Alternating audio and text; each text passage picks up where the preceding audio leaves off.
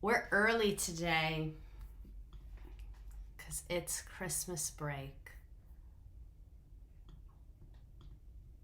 Oh, I can make that bigger. Cool. There we go. Love when my screen looks the way I want it to, and the pink wall is gonna be finished soon. Hopefully. My cousin's supposed to come over and finish it. I'm a little bit early, so I figured we'd hang out until it's time to get started. Oh, I guess I could make a promo for next week. You spent 4 hours listening to the podcast while cleaning today? I'm impressed. You've listened to more of it than I have. Hella frustrated with my principal. Dude offered me a job switch back in September and rescinded it after FMLA leave. Can you sue for that? Oh, my charger fell. What percentage is my iPad on? Oh, 96. We're good. We are good. I just got out for break today. I'm excited for class. I've been out all week. Mr. Redacted, I think I want to break up with my boyfriend. If you're saying it in my chat, it should be done. You know what I mean? If you feel confident enough, hitting a little typey and send, what are we waiting for? What are we waiting for? It's the ethical thing to do. You know what I'm saying? Because once you break it off, you can both move on. So better sooner rather than later. Chop, chop. I'm very teacher fit today. I got the shawl on and everything. Now it's 7 p.m. We're on time now. Tonight's drink of choice is a Capri Sun. Today's video is not sponsored by Capri Sun. They have given me nothing. I'm a YouTube watcher, and I'm so excited to be at class today. Alexa, play Break Up With Your Girlfriend by Ariana Grande. If you break up with him now, you don't have to get him a Christmas present either. Oh, I didn't think about Christmases in 5 days. How long have y'all been together? Do you live together? Are you guys going to do Christmas together? If your plan is to do Christmas together, I think you need to wait till after Christmas. But if it's not, you can do it now. Just saying. Needed to hear that. That's what I'm here for. And you asked me because you knew I was going to say that. You know what I mean? I've been in that situation where you ask a certain friend because you know how they're going to respond. My apartment complex had a balcony porch decorating contest, and I just found out I won second place and $300. Best early Xmas present ever. Oh, we've been together for 10 months. Break it off. Break it off. You've never spent a Christmas together. You're fine. You're literally fine. I think it's only, the holiday thing is only relevant if it's a thing in your relationship. You know what I'm saying? Were you guys planning on spending Christmas together? Do they have someone else to spend Christmas with? You just gotta, there's a lot of factors that go into this. I say do it right now. Call him up. Let's call him live. I'm just kidding. That's terrible. I shouldn't be laughing. It's funny. So I'm gonna laugh though. I'm glad that y'all are into this topic. I didn't know how this was gonna go. For those of you on the Tickety Talk, please come to Twitch. Thanks. It's free to watch, free to join, all the things, free to chat. That's where you can actually see my slides and what's going on. And I do put a lot of work into the slides. So I want you to see them. I applaud you for teaching tonight. Today was our last, let me turn my computer on. Do not disturb. DND. Today was our last day and Christmas party, and I'm dead. I haven't been at school all week. I was dead before. I knew a girl who cheated on the SAT because her mom bribed the proctor. Mood. TikTok reminds me that you're live. You should do a stream where you call people's partners to break up with them.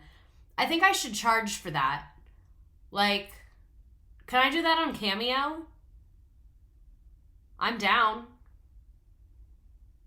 How would I facilitate that? You just send me the number, I guess, and the directions, and I'll call them and film it. Or no, let's not get another app involved. Just Venmo me. Venmo me $50 and I'll break up with whoever you want me to break up with on live. Incredible. A reverse matchmaker. I'm the who comes when death is near? The Grim Reaper? Is that who it is? I'm the Grim Reaper of relationships. People pay on TikTok live. Send the number via private Venmo. Oh my god. Wait, that sounds fun. A Cameo would be way better, only semi-live, hey, sorry, it's over, love parking lot. So I was going to do something and I decided to not do it. And I hope that you guys respect my decision and you're not mad at my decision. But I really wanted to get the cameo from George Santos. I was going to get a George Santos cameo as like a commercial for my stream. Like not any one particular stream, but I was just going to have George Santos be like, join a Walmart parking lot every single week, Wednesday, 7 p.m. on Twitch. I was just going to have him record like a little thing for me. And I almost did it. Holly Ray 5132, thank you for sliding over from TikTok. We appreciate you. So I was going to do it because it was $200 and I was like, it's $200. Like I've spent $200 on stupider things and I was going to do it and my friend convinced me not to. And then I changed my mind and I was like, no, I am going to do it. But then by the time I changed my mind, it was $500 and I just really can't be doing that. And yes, I did see his interview. That's a business write-off. I wish he wasn't terrible because his personality is so funny. DoorDash's orders on the way and I'm ready to learn. You so should have. Now you guys are making me feel bad. Oh, is it too late? Let me look it up. Oh, I'm glad you didn't? Okay, I'm glad someone's mad. It's because you keep inviting me to gigs and gags. Exactly. Let me see how much it is now. George Santos cameo. Not it being in my recent search. It's still $500. Do we want it? He doesn't deserve your money. Does Walmart, though? I kind of want to. Some of them are short. Some of them are only like 30 seconds. This is such a difficult decision to make. Real Sophie's choice. And I have a pimple. I feel it. It's like starting in there. Do you know when you can feel it? Like in here? Absolutely don't. But also, we need a presentation on George immediately. I am going to do one, but I wanted to see more stuff happen. You know what I mean? Like I wanted more stuff to come out. Like the interview he just did. No, let his 15 minutes die.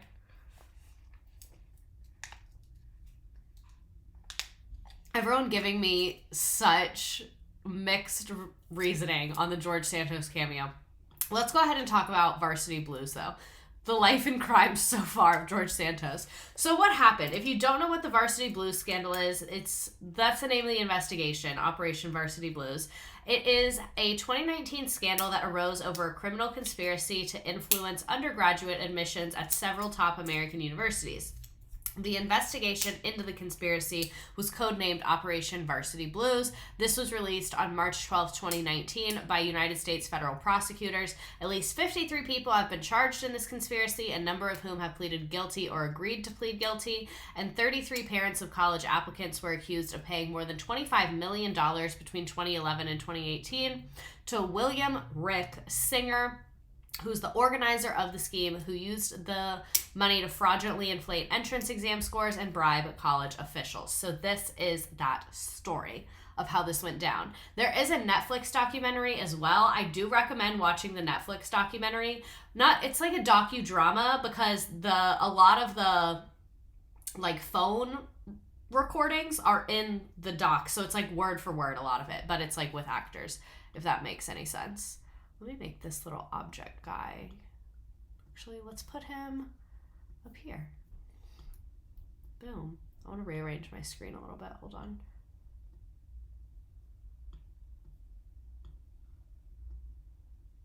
There we go. Haha.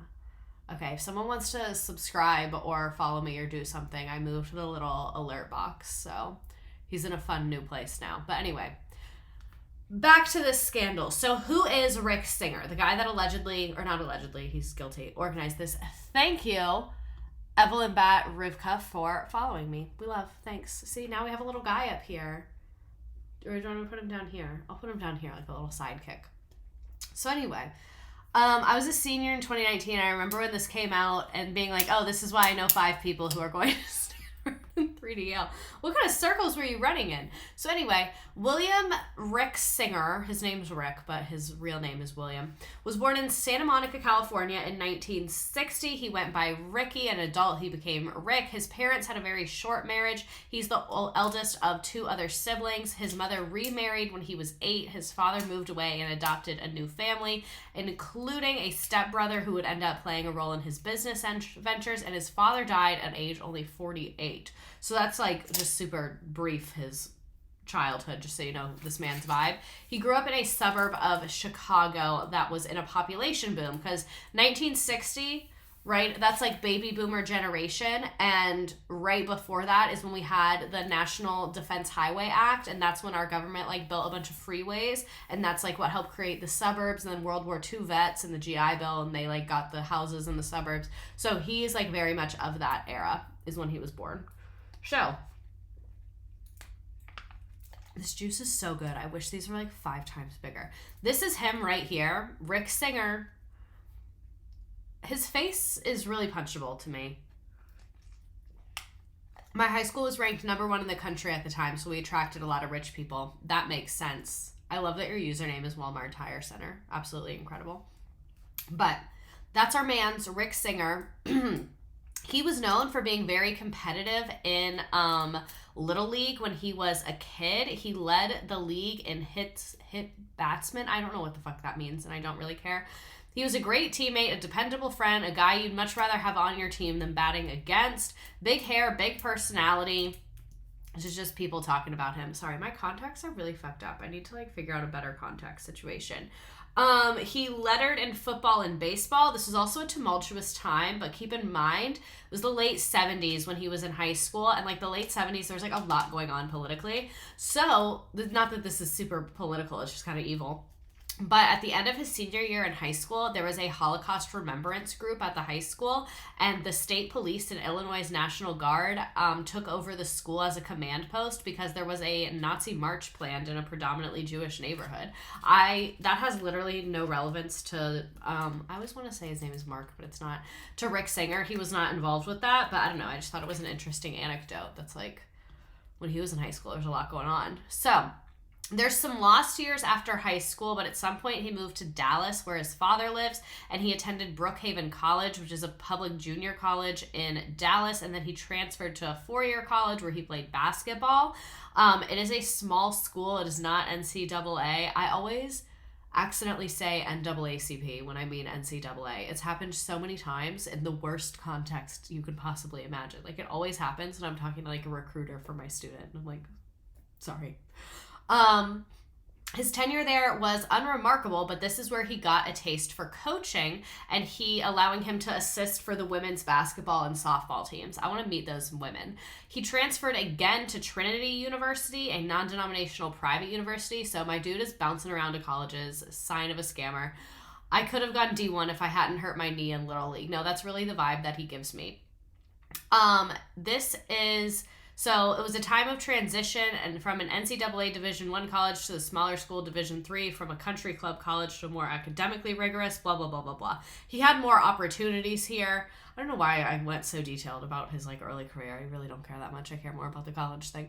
But anyway, this is where he declared physical education as his major. So like, to major in physical education, I don't know. Like, why? I didn't even know they offered that. That's like a 70s ass major to have. Oh, I'm going to be a PE teacher.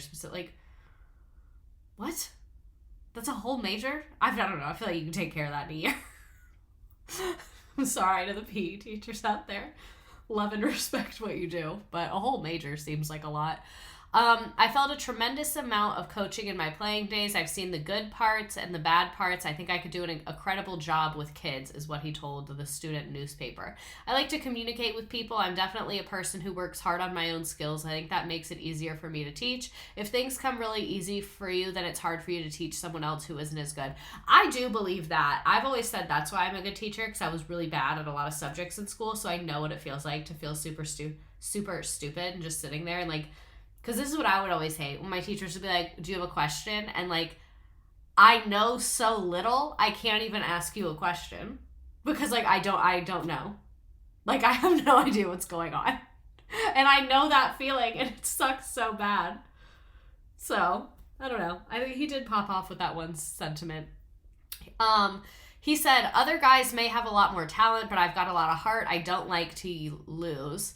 My college has a PE major. We are known for education, though, so I'm not sure if it's popular. So by his own admission, he said he was definitely not a tremendous player, but like we said, he had a lot of heart.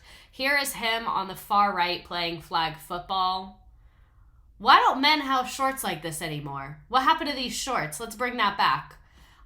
This is where he got a reputation for playing flag football. Flag football often upstaged the intercollegiate athletics as the biggest sport at Trinity. That's such like a small Christian university thing that flag football is the thing. Mad disrespect for PE teachers. Not cool. No one can handle a joke anymore, I see. Great.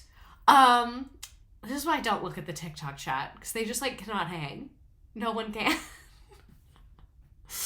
I literally said no disrespect. Anyway, for 8 years before Rick Singer arrived, fraternities dominated the ring, but then he assembled a group of guys from dorm rooms and like took them to the championship, whatever. I really don't care that much about this.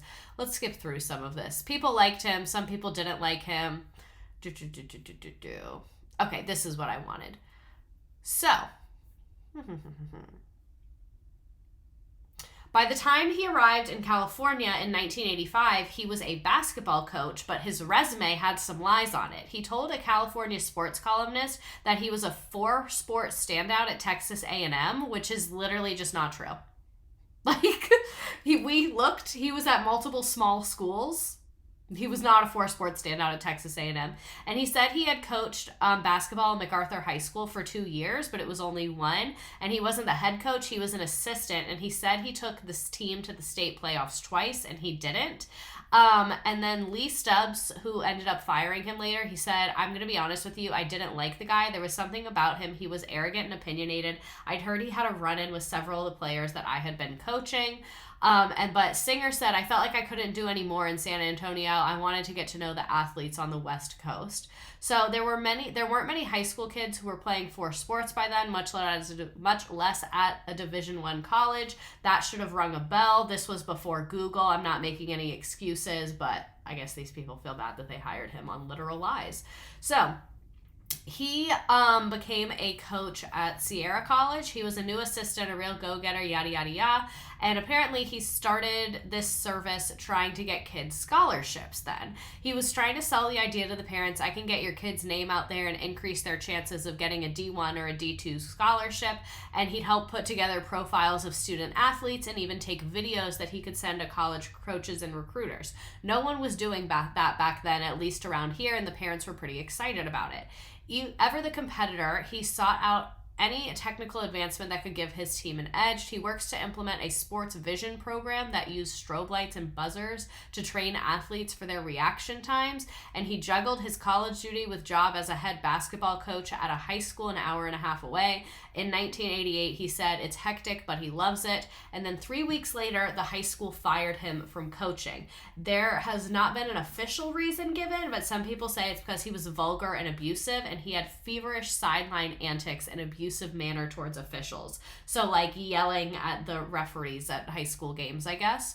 But the players took his side and they boycotted their first game after he was fired. We feel very strongly about this. The only way he could get through to us was by yelling, and occasionally he cussed, but so does every other coach you see. Singer was the best thing we've ever had. So that's this man's career background, not the TikTok chat. We can hang, I swear. So then he got a job at Sacramento State. He got married, got a master's degree, had a son. He ended up getting divorced later, citing irreconcilable differences. He seems kind of annoying to me, just generally speaking.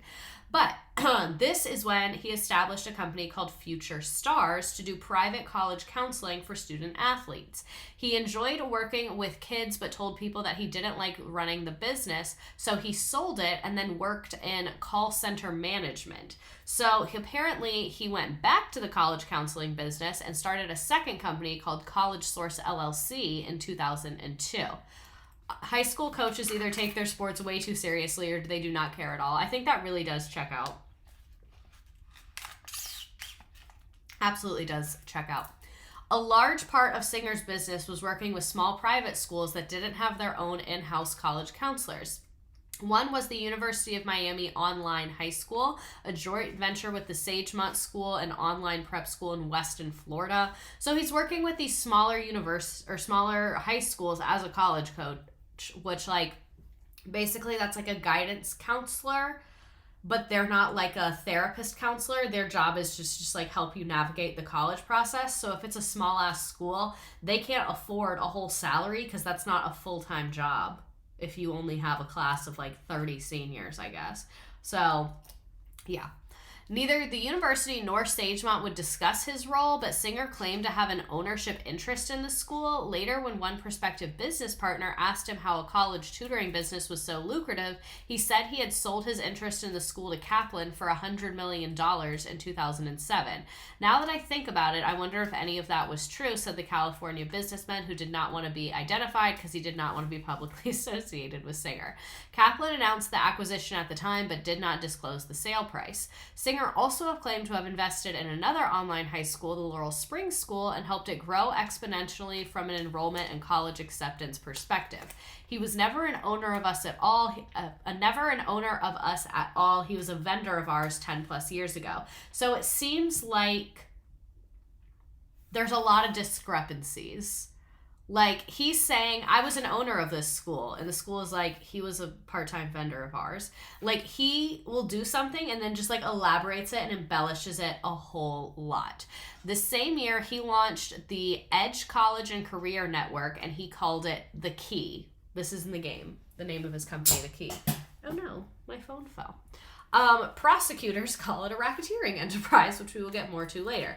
But even as it arranged for bribes, it also performed legitimate college counseling services. So even though this is the company that he was doing the bribes through, it seemed like it started and there were a number of clients who just had legitimate college counseling services, which is, like I said, a lot of parents want their kid to have a ton of one-on-one attention about like the college process. So parents will hire someone. Maybe I should unembellish my resume. I was literally thinking the exact same thing, but I was like, don't say that out loud on camera. But I just did. But anyway, a lot of parents will hire someone to help the kids with their application, to help them write their essays, to keep track of everything, someone to make sure all the transcripts get sent to the people that they're supposed to go to on time. Like, that is common, legal, and normal. It's not fair, and that's why rich kids get into better colleges, but it's legal. So, so good. It's not clear when he first cheated, but the allegation of first bribery is in 2008, which was less than 2 months after The Key was incorporated. He said, I spoke to my connection at Georgetown and he will work with us. He helped me get 2 girls in last week. Singer emailed Douglas Hodge, who was then an executive at Pacific Investment Co. Management and the father of a college-bound young girl. So, the Georgetown connection was tennis coach Jordan Ernst. He's accused of taking $2.7 million in bribes orchestrated by Singer to put students with shaky or non-existent tennis experience on his team to secure their place at the prestigious Catholic university. This became Singer's side door of college admissions. That's what he called it to the parents. He was like, well, you can do the back door, and the back door is straight up bribing the university. Like donating, giving a building, your kid gets in. That is like $20 to $30 million. Like building a whole building, starting a foundation, giving to research at the school. That's the back door. When you give so much fucking money that like the president of the university is like, their kid's getting in. Like, I don't care. I actually know a girl whose family is like that. Like, her family's name was on the building, and it was like, oh, okay, that's checking out. That makes sense. Cool. So that is a very real thing. What he's calling, and then the front door is like, you apply and you get in. Like, that's how it's supposed to work. He's calling the side door, which is where you get in through the athletics program. Because let me explain a little bit about how athletic recruiting works. So let's say I'm the University of whatever. So at the University of whatever, you have to have a 3.5 to get in. That's the average.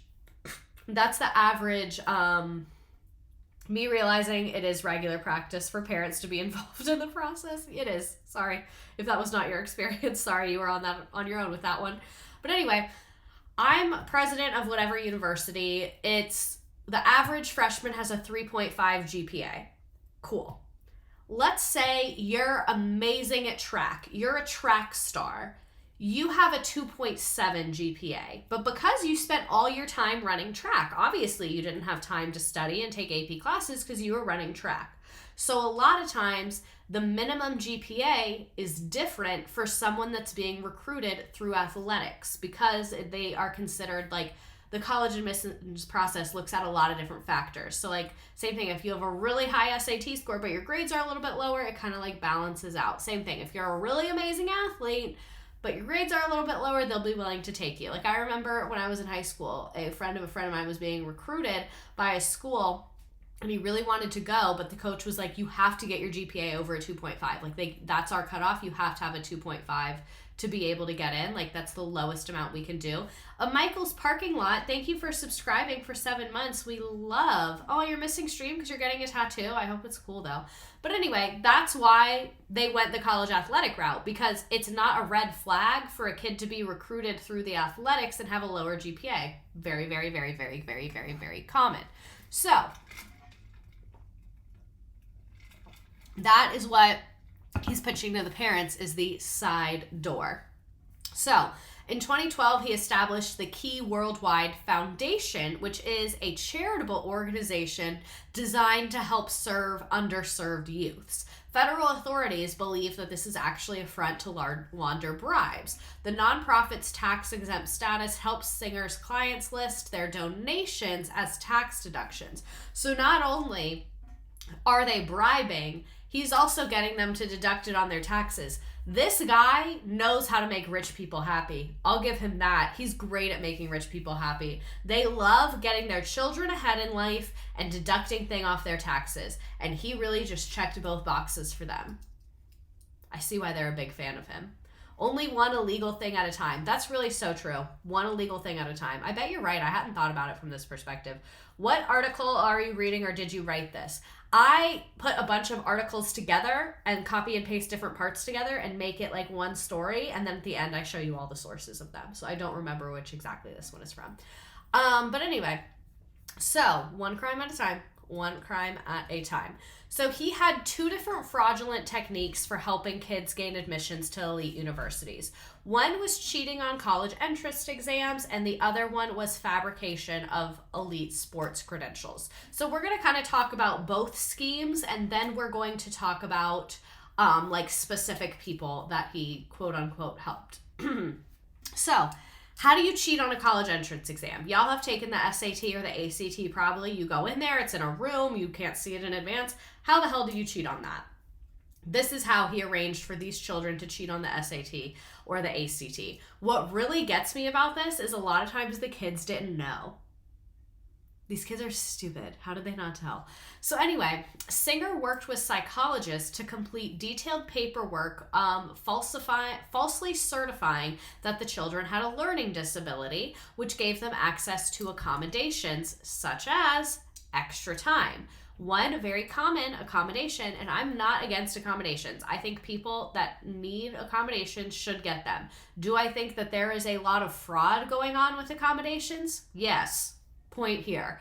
So he would arrange it so they would falsely get like labeled with a disability that they did not have, and then they would get a very common accommodation, which is extra time over the course of a few days. Sitting for the SAT for 4 hours is really hard. It is hard to focus for that long. It's not natural. It's particularly difficult for people that are neurodivergent. So a common warranted accommodation is that they get to take 1 section per day and do it across multiple days.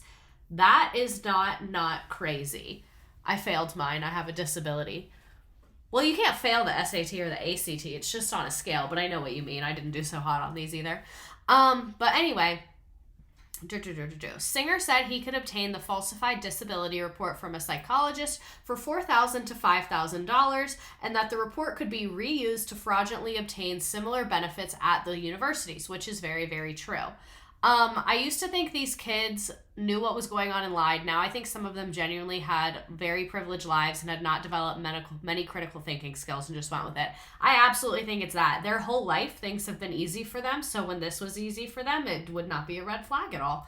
Once the paperwork was complete, Singer told clients to invent false travel plans to have their child's test locations moved to a test center that was under his control. He had 2 test centers, one in West Hollywood and one in Houston. Parents might be advised to fabricate a family event so that they could provide pretense for the student to take the test at another private location where Singer could have complete control over the testing process. So I don't really understand this part of it because I have only done the SAT and the ACT in a public school context where it's not a private location. Like, you're there proctoring on behalf of the College Board. You get your little class through them. Like, I haven't done the SAT, but I've done the PSAT, and it's like very College Board heavy. So what I'm guessing is you can do a private location that's like authorized to give this to you for these kids that have accommodations, that accommodations cannot be handled in a traditional testing setting. I'm not sure exactly the legalities of that. Owning the whole test center is the most wild part so far. I don't think he owns it. I think he just, like, it was private centers where there was less oversight so he could control the situation. I know I've seen this time and time again, but it's still weird to see people like Singer fly too close to the sun like this. All this effort and you still get caught. Exactly. But anyway, in some cases, the student would be involved directly with the fraud. In others, the fraud was kept a secret from the student, and corrupt proctors altered the test on their behalf after the fact. So what would happen is the kid, this is like an example where the kid doesn't know. The parent's like, you're going to take it at this other center. We got you extra time because you need it. Some people just need extra time and you need it, so we got it for you. Great. They take it there. They have all the time in the world that they need. The kid leaves and goes, wow, that was a really hard test. Thanks. I'm glad I had the extra time. That was tough. They go home. The proctor goes and looks at their test and changes the answers before they go turn it in. The proctor can do this because it was a private testing room, so they were the only kid taking the test. Every time I've been the proctor, I have like a stack this high of the little booklets. That's not how that works. But in these private centers, it's one-on-one. Makes sense. Our high school hosted the SAT and ACT, and people would come from across the city, would book days at our school, and our own teachers proctored the exams. Exactly. That's the context I've known it in. This appears to be working very, very differently. Where was I? In some cases, the other people posed as students to take the test, like Mark Riddle, who went to Harvard, and he was a college admissions exam preparation director at IMG.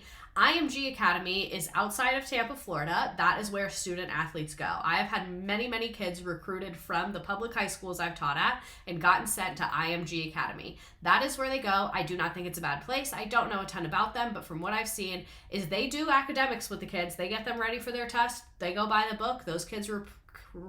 Those kids complete the requirements to graduate. They're in very small classes. They have tons of help. They get tons of hand-holding. And the main focus is their athletics. That is where kids go when they're going to be recruited to big D1 schools like University of Alabama and places like that.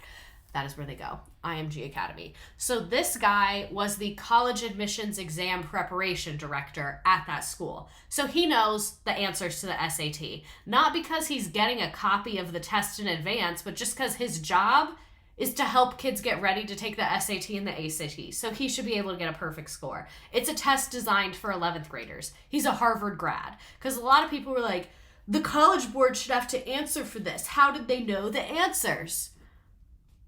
Because it's for 11th graders. And Mark Riddle is a Harvard alumnus. I'm not surprised he got a perfect score and was able to take it. He could take it and he was one of the stand-in test takers. He took over 24 exams, and he could get it exactly. So he'd be like, oh, I want to get 3 questions wrong, 5 questions wrong. Like, he could get an exact score. Because if you get a perfect score every time, what the fuck's going on? But if you're taking it for all these kids, and this one got, when I went to school, it was out of 2,400, so those are the numbers that I'm going to use, which I think it would be around this time as well. Like, this kid, I can get a 1950. This kid, I can get a 2280, like, just to be able to get different scores. Students do a lot of camps at IMG for soccer. Had no clue it did anything other than soccer. I know it does football as well. I think they do other things as well. I paid to retake at a community college that was more private, and I did better. See? Gonna pay to retake. But you pay every time for the SAT. Becky B135, thanks for following. So, Prosecutors say he was paid$10,000 per test, and the government is seeking to recover almost $450,000 from him. Riddell did not have advance access to test papers, but is just a really smart guy. He could be sentenced up to 20 years in prison, but it was likely going to be closer to 33 months. According to recorded phone calls, the transcripts that were included in the court filing, Singer claimed that the Singer claimed that the practice of fraudulently obtaining accommodations, such as extra testing time intended for those with legitimate learning disabilities, was widespread outside of his particular scheme. Exactly. That is 100% true. Yeah, everywhere around the country, what happened is all the wealthy families figured out that if I get my kid tested, they get extended time, they can do better on the test. So most of these kids don't even have issues, but they're getting the time. The playing field is not fair. That is 100% true. Because my parents tried to do that for me. They're like, we can get you extra time, but I'm a fast test taker. I'm just bad at studying. So it was not helpful. So, for example, Jane Buckingham was arrested March 12, 2019 for allegedly submitting false paperwork saying her son had a learning disability and paying $50,000 to the Key Worldwide Foundation for a proctor to take the ACT on her son's behalf, where he got a 35 out of 36. The goal was entrance to the University of Southern California. USC comes up more than any other university in this case. Portions of the recorded conversation between Buckingham and cooperating witnesses were also included in the FBI's affidavit.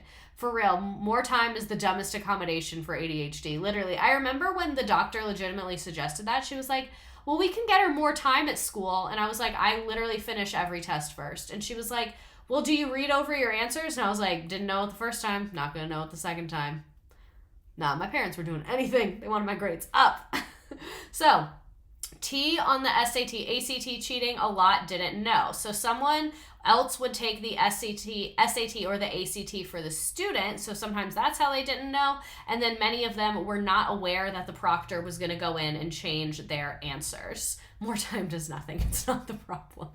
So that is kind of the college entrance cheating way he got people in.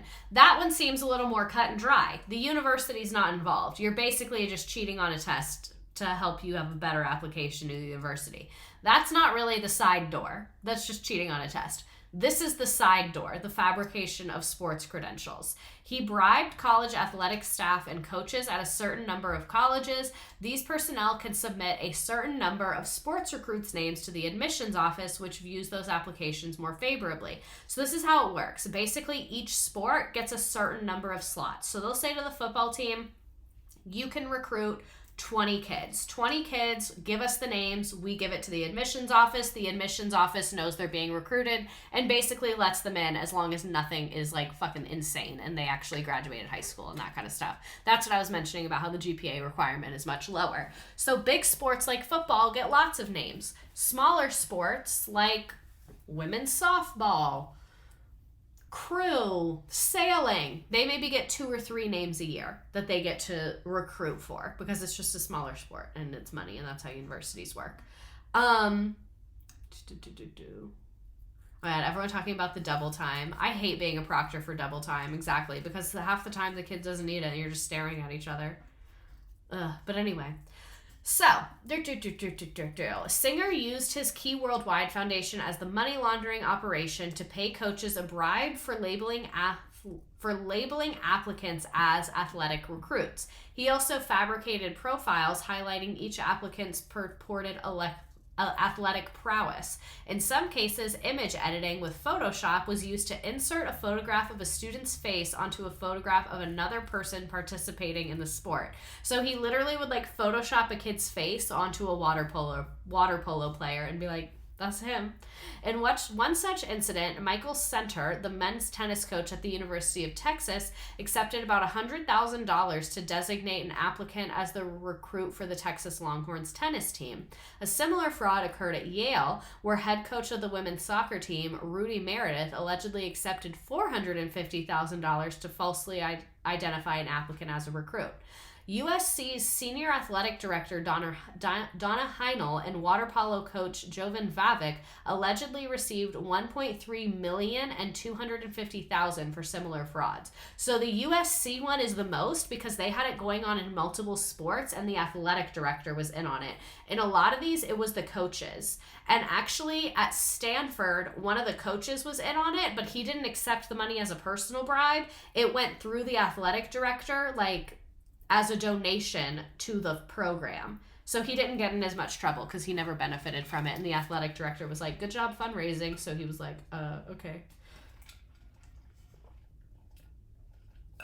Fraud is bad, but $1.3 million though. So, water polo, that's crazy. The water polo coach out of all things. They were indicted along with former USC's women's soccer coach Ali Koroshanan and Laura Janke, coaches at two other Pac-12 programs, UCLA men's soccer coach George Saldeco and Stanford University sailing coach John Vandemore were charged with accepting bribes. Oh, this is what I was talking about. Vandemore admitted that he accepted $270,000 to classify two applicants as prospective sailors and agreed to plead guilty of charges of racketeering and conspiracy. I keep burping because I drank too fast. Sorry. So, at Wake Forest, head volleyball coach Bill Ferguson was placed on administrative leave following charges of racketeering. Former Georgetown University tennis coach Gordy Ernst is alleged to have facilitated as many as 12 students through fraudulent means, accepting bribes of up to $950,000. The University of San Diego revealed that its former men's basketball coach Lamont Smith allegedly accepted bribes, and hours after that revelation, Smith resigned from his position at the University of Texas, and two San Diego families were accused of paying $875,000 as a part of the scheme. Bill McClashen, a private equity investor, allegedly discussed using Photoshop to create a fake profile for his son as a football kicker to help him get into USC. Similarly, Marcy Palatella, wife of former San Francisco 49 player Lou Palatella, allegedly conspired with Singer to pass her son off as a long snapper recruit for USC. In one of the most notable of the cases, Lori Loughlin, which we'll talk a lot more about her, paid $500,000 in bribes to arrange to have their two daughters accepted as part of the rowing team, then even though neither girl had ever participated in the sport. And when the media broke that this was going on, Lori Loughlin's daughter was on Rick Caruso's yacht. Rick Caruso is chairman of the USC Board of Trustees. Can you imagine? Literally, can you imagine being on the yacht with the chairman of the Board of Trustees of your university when it comes out that your parents committed fraud to get you into the university? On the yacht? That's so awkward. You can't just leave. Like, if you're at a hotel, you can just be like, I'm gonna go. This is incredibly uncomfortable. I'm just gonna leave. But you're literally on a yacht. Like, where do you go? Where do you go? There's nowhere to go. Absolutely nowhere to go. Solution, get rid of sports. Why was she on his yacht? Because she was rich and friends with his daughter, I guess. With her friend, Gianna, who is his daughter, yeah. She was there because she's friends with the daughter, so they were just on a yacht. I can't imagine just being on a yacht, all this aside. So let's discuss a few specific examples, starting with Lori Loughlin, who, if you don't know, she played Aunt Becky on Full House. So in July 2017, I feel like I missed a part of this. Damn it, something's missing. I hate when this happens. They did it for both of their daughters, but apparently my one about the older one just deleted itself. So Loughlin and Giannulli is from the famous designer Massimo Moe. I don't know how to say that. I'm not into fashion. His family's rich and famous too. Used Rick Singer's services again to get their younger daughter Olivia Jade into USC. They had done the same thing with their older daughter. In August 2017, Singer emailed Loughlin and Giannulli and asked for their older daughter Isabella Rose's transcript and test scores so that he could create a coxswain profile for her. Coxswain is a position on a rowing crew. It would probably helped to get a picture with her on an ERG and workout clothes like a real athlete too, Singer wrote. Fantastic, the dad replied in the email where Laughlin is CC'd. We'll get it all. Then he emailed Singer a photo of Isabella Rose on a rowing machine. Isabella Rose got her USC acceptance letter in November 2016. Oh, I did have it in here. I don't know why that got messed up at the top. Which described her as a student athlete and said that her records show she had a potential to make a significant contribution to the intercollegiate athletic program. In July 2017, Laughlin and Giannulli allegedly used Singer services again to get their daughter Olivia Jade in. And this is where he requested the action picture of Olivia Jade to build her athletic profile for USC on the rowing crew, according to those emails. Coxswain is the one that yells at the rowers. So here's literally the picture in their garage. Like, can you imagine? Can you literally imagine? Hold on, let me move my card so I don't accidentally dox myself. Can you imagine your mom being like, okay, I can. This is something my mother would do. She's like, okay, we're going to pretend you're rowing. Yeah, I know you don't row. Smile. Like, absolutely incredible. In their garage. And then here's Olivia Jade doing the same thing. They said, now do a silly one. She really said, honey, get out the rowing machine. It's time for our next daughter to be a fake USC rower. Perfect. Put on your Lululemons. Put on your Lululemon leggings sports bra right now so we can take your fake rowing pictures for USC. You're doing amazing, sweetie. The resume, which prosecutors said was created by former USC coach, details accomplishments that Miss Giannulli, the daughter of actress Lori and fashion designer Massimo Giannulli, said she achieved as a coxswain, including a series of gold medals. In the document, it says that Miss Giannulli, I cannot fucking talk today, a social media influencer on YouTube and Instagram, was highly talented and successful in both women's and men's boats, and claimed that she participated in prestigious races like the head of the Charles Regatta in Boston. She did not participate in crew at all. Not only was she not the best at it, she'd never done it. And that's what gets me, is crew is a very expensive sport to do. Poor kids are not just doing crew, okay? It's expensive as shit. Any sport that has fucking boats involved is like a rich-ass person's sport. So if you had just done crew, you could have gotten good because they could have given you really good coaches and shit. And there's not that much competition because not that many kids fucking do crew and sailing and shit like that because it's expensive. So if you had just fucking tried it and done it, then you could have gotten into USC. That's like the ultimate life hack. Someone told me that in high school and I didn't take their advice. They said, if you're a girl, do golf and universities will recruit you because there's not that many girls doing golf. So if you're kind of good at golf, you can just get into college for playing golf, even if you're not that good at it. And that's true for shit like crew and sailing. So instead of fucking lying about doing crew and sailing, just do it. Just do it. Like, literally just make your kid do the niche, expensive sport, get them into the good university. Who fucking cares? Like, why'd you have to lie about it? She had never even done crew. Crew wakes up at 4 a.m. to row in the scary-ass river in the dark. Exactly. She could have been doing that. They could have had her in there. I'm screaming. Crew is so serious, too. As a sailor, water sports are hella expensive. They are. If they had done it and just been bad at it, they'd float under the radar. Exactly. Like, if they just did crew and their parents made, like, some donations to the athletic department, like, on the board, legit, I'm sure it wouldn't have been a problem. That's the problem with these motherfucking people, is that they're lazy. They are lazy. They have money, but they're lazy. There's ways to do this legally. There's a good chance the kid was like, yeah, I'm not doing that. I just won't go to college. Apparently, Lori Loughlin's kids did not want to go to college. So here is her fake resume.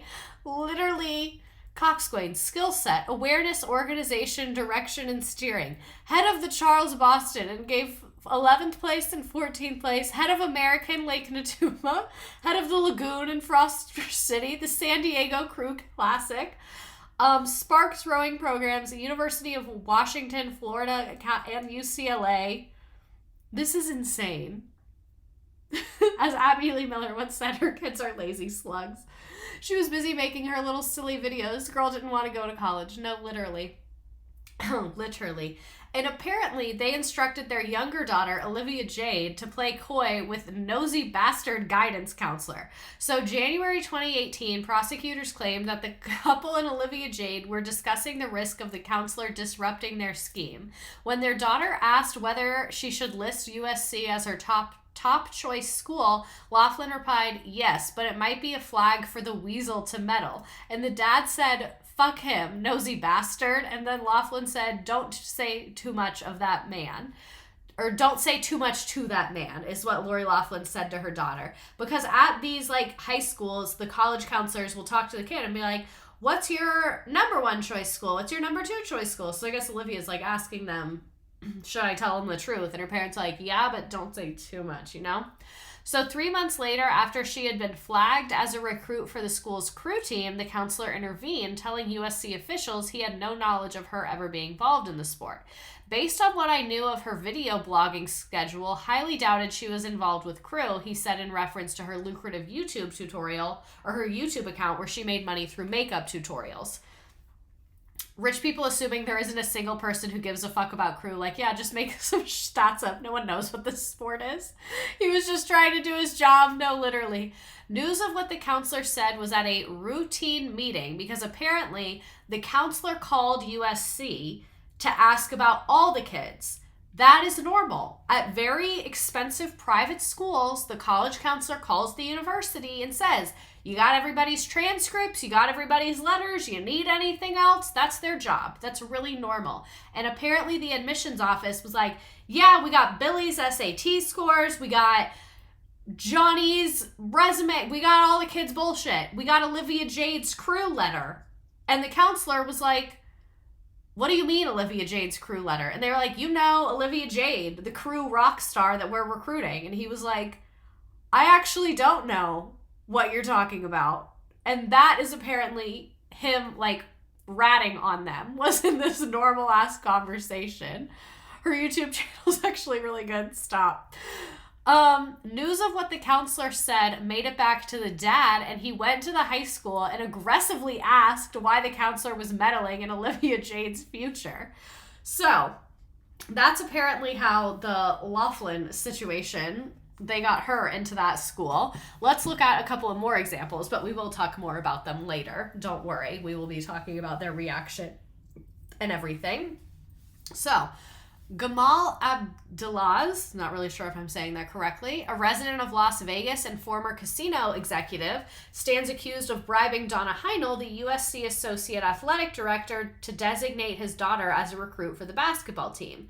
It said that his daughter needed to be portrayed as a standout basketball player. Singer is said to have enlisted assistant soccer coach at USC named Laura Janke to create a profile for a girl who starred for a high school team in Asia, garnering such honors as Asia Pacific Activities Conference All-Star Team, 2016 China Cup Championship, Hong Kong Academy Team MVP, and Team Captain. That sounds like you asked ChatGPT to write a resume for a child. During a phone call in January, according to the documents, Singer told Abdelaz that the admissions office had asked Heinel why his daughter did not end up on the basketball team. According to Singer, Heinel told the admissions office that the daughter had sustained an injury over the summer that would cause her to be out for 6 to 8 months, and it was plantar fasciitis. So this is what they would do. They would recruit them through sports and then say that they got injured over the summer. Oh, they tore their Achilles. They did this. They can't play for 6 to 8 months. And then I guess their plan was by sophomore year, everyone's forgotten about this and moved on with their life.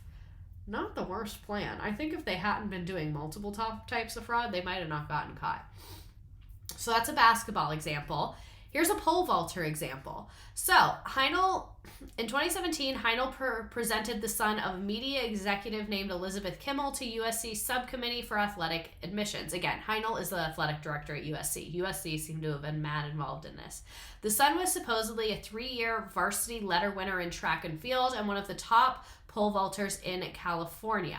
His application sailed through, gaining approval on October 10th, 2017, even though the boy's high school had no record of him ever taking part in pole vault. This was apparently familiar territory for Kimmel, who the document said had used Singer to gain admission to Georgetown for her daughter as a tennis player. Her daughter didn't play a single match the entire 4 years that she was at school, even though she had been recruited as a tennis player. In the case of her son, Kimmel expressed concern that he was supposed to register with the NCAA. For him to do that, his high school was going to have to send records. That might be a problem. Kimmel is said to have told Singer that because her guidance counselor knew he was not a pole vaulter. Eventually, Kimmel figured out how to send the paperwork to the NCAA herself, but another hiccup occurred when her son appeared on campus. His advisor asked him about his athletic exploits.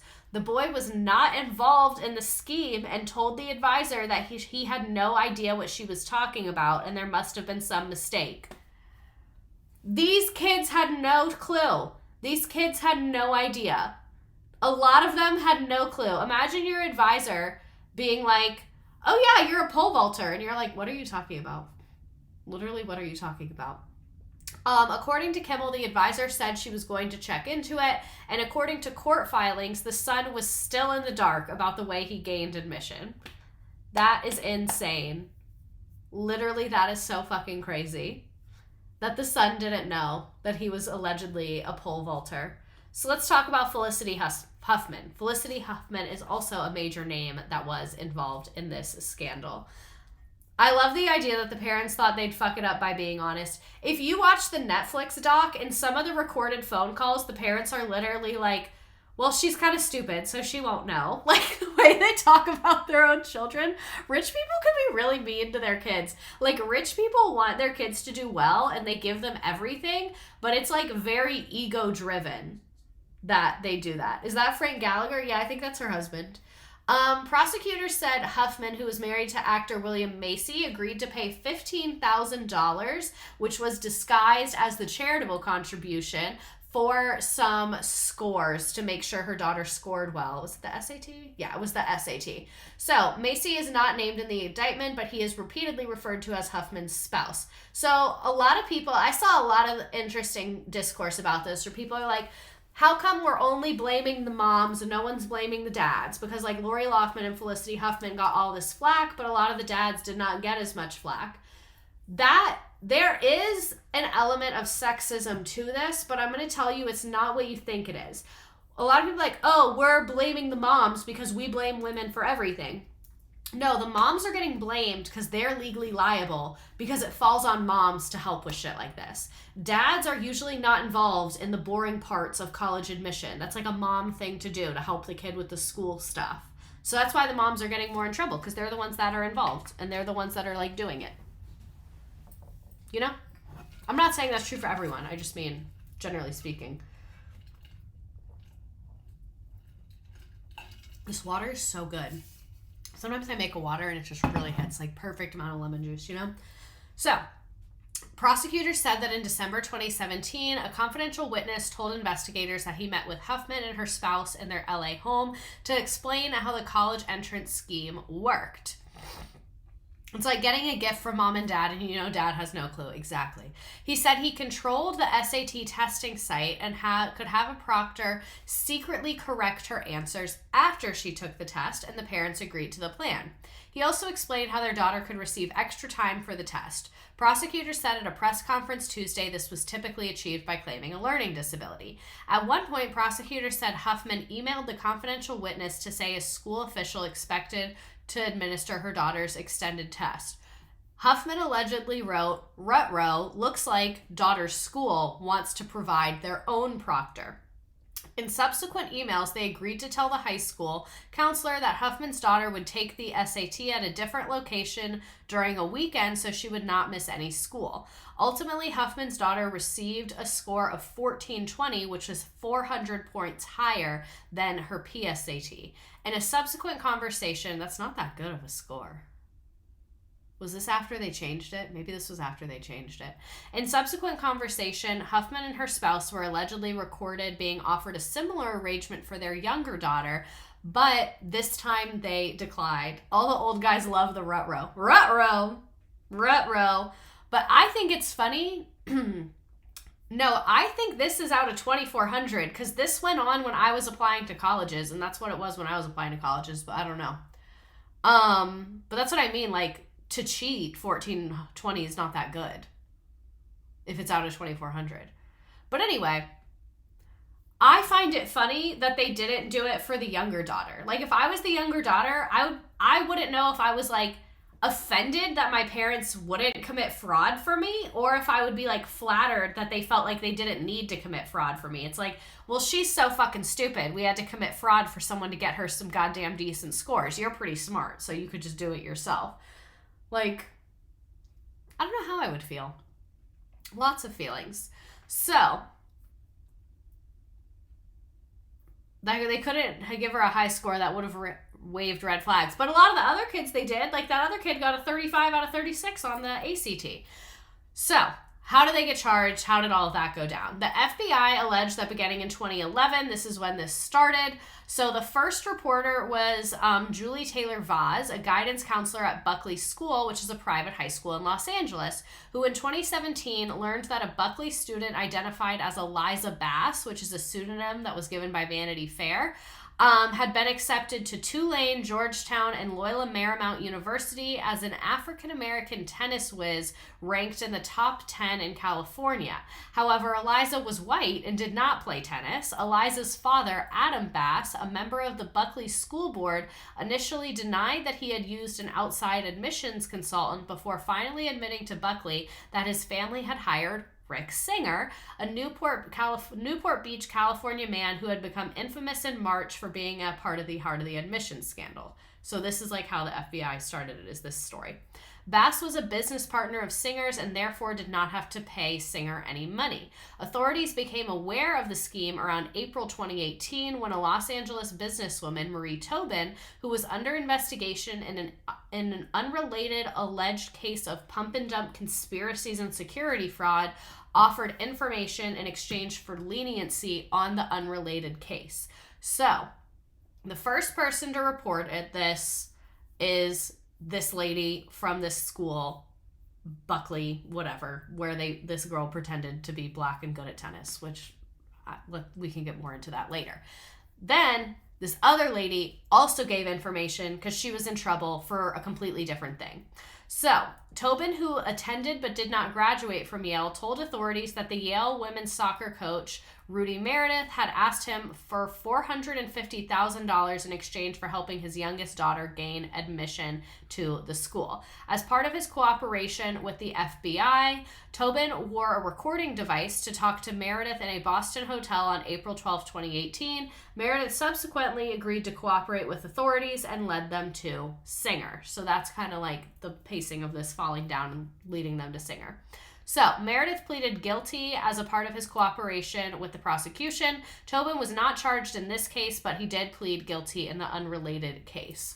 So, authorities then convinced Singer to cooperate with them and record incriminating phone calls and in-person meetings with those who were involved in his scheme. So, once the FBI got to Singer, they were like, listen, work with us and we'll go easier on you. So, he became a rat and he wore a wire and would literally call the rich people and be like, hey, you know how a couple years ago we schemed to help your kid get into college? And they would be like, yeah, thanks for doctoring those photos. You're welcome for the $400,000. How have you been? Because rich people are stupid. And they talk like this on the phone. Tony Soprano. We love Tony Soprano around here. So good. So his cooperation helped build this entire case against dozens of parents, coaches, and others. So, He is really like the kingpin and the linchpin in this case. So let's listen to some of these phone calls that he recorded. The Netflix documentary has tons more of them, but here's just a couple of clips. So pick a place you want to go. If you said Harvard or Princeton or Georgetown, what are those things?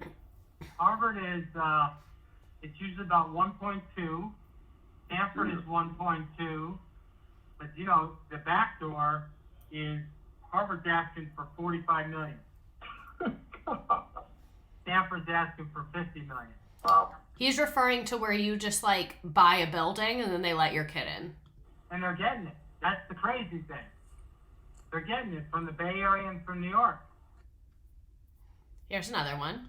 UCLA can be done for about 3. Public schools are really hard in California because everybody's watching them. Mm-hmm. But this is how crazy it's gotten. So he's saying public schools in California are hard because everyone's watching them, because public schools get government money. So like they have more oversight over financials and things like that. That's why most of the schools he did this more than once with are private schools. Like the University of Southern California is a private school. I'm going to do over 730 of these side doors this year. Wow. How many schools are you doing with that now? Like just the top 20 or 50, or is it more than that? It's 50 to 60 different schools. MIT, do they have a side door? No, but MIT is not even a fun place to go to school, Johnny. What sports would be best for them? Is crew even some of the IVs and that kind of stuff like that? Or is that not going to even matter? For me, it doesn't matter. I'll make them a sailor or something because of where you live. I'll make him a sailor or something. That's probably more than we want to go for. Is there a 2-for-1 special against swim? Literally, they're just talking about anything on these calls. I want to find more of these. Rick Singer audio calls.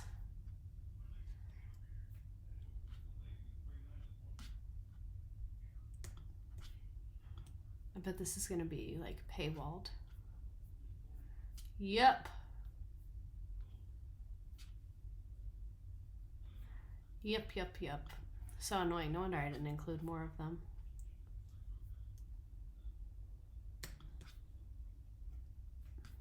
Not the 2-for-1 special. For the first time, we're hearing pivotal audio tapes recorded by the alleged mastermind of Operation Varsity Blues. That's the college admissions bribery scandal that shocked the today. Admissions counselor. The feds say he orchestrated. As part of the deal to cooperate, he recorded some of the conversations with them. The operation ensnared dozens of business executives and celebrities. At least 47 of them have pleaded guilty or agreed to do lives. They're not playing them. They're just talking about it. See, it was hard to find them. But they have a lot of them in Netflix doc, and they're very, very funny. Use archive.ph to bypass the paywall. Wait, I want to try that. Hold on.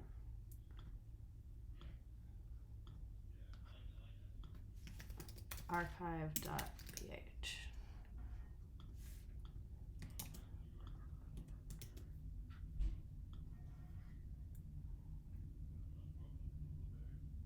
This last archive 2 years ago.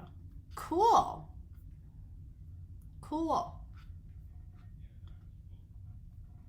Does it let me? Oh, it doesn't work for the audios, though. It doesn't let you play them. Annoying. Oh, well. You win some, you lose some. Maybe if I go incognito. Yeah, it doesn't let me. Oh, well. Can't win them all. So, on March 12, 2019, federal prosecutors in Boston unsealed a criminal complaint charging 50 people with conspiracy to commit felony mail fraud and honest services mail fraud in violation of Title 18 of the United States Code, Section 1349. Those charges have a maximum term of 20 years in prison, a supervised release of 3 years, and a $250,000 fine. These charges were announced by Andrew Lelling, United States Attorney for District of Massachusetts, blah, blah, blah, blah, blah, blah, blah, blah, blah. There was a 204-page affidavit in support of the charges from the FBI. So on April 9th, 16 of the 33 charged parents who had not pleaded guilty to the original charges were additionally charged with conspiracy to commit money laundering by federal prosecutors in Boston in a superseding indictment. So that is for the fake charity thing. The indictment added those defendants into an existing case against David Cito, another of the 33 parents that was already pending before Judge Nathaniel Gorton. The indictment alleged that the parents engaged in conspiracy to launder bribes paid to Singer by funneling them through his purported charity for his nonprofit corporation. The third charge has a maximum sentence of 20 years in prison and a $500,000 fine. The feds ate up with the operation name. They really do. Like, sometimes their marketing really goes off.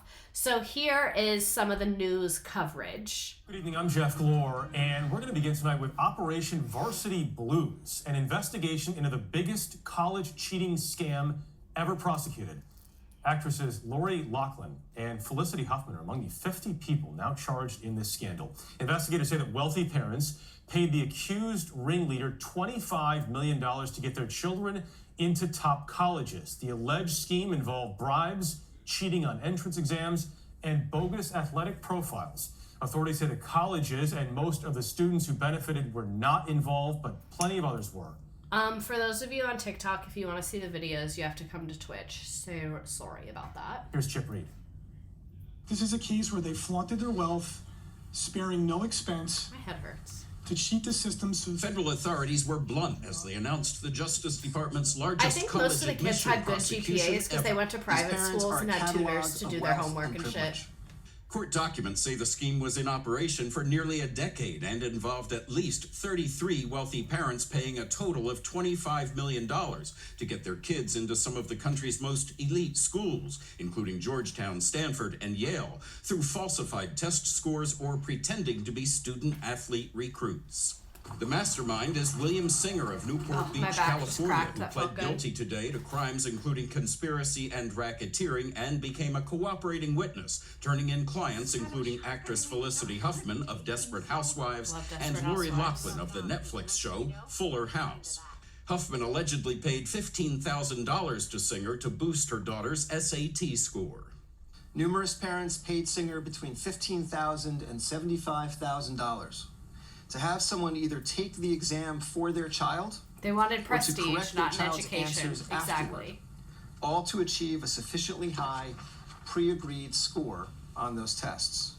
The most elaborate part of the scheme involved bribing at least 9 college coaches, including Georgetown University's former tennis coach, to use recruitment slots for kids who had no intention of playing college sports. Some even photoshopped their children onto real athletes. In return for bribes, The these photos. coaches agreed to pretend that certain applicants were recruited competitive athletes, when in fact the applicants were not.